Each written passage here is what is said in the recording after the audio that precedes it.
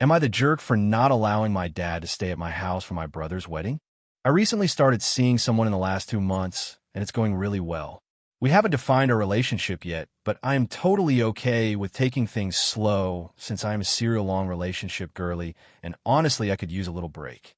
My little brother is getting married to an awesome woman, and I'm so excited for him.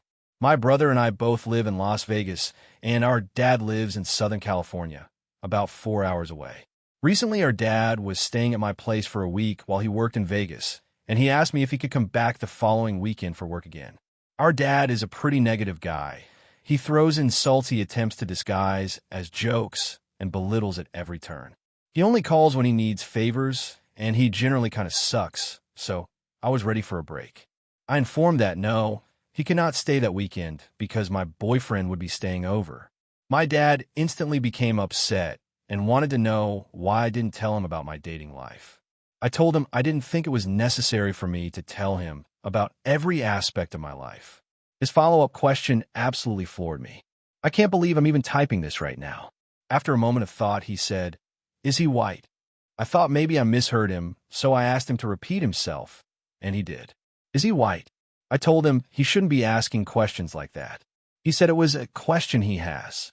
I told him unless he's the one waking up next to my boyfriend, I don't see how it's any concern of his, and I left my house.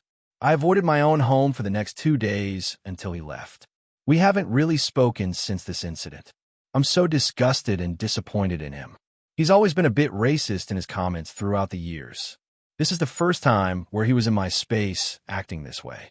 Usually he makes comments like this in his own home, and I haven't been in much of a position to stand up for myself or have much of say.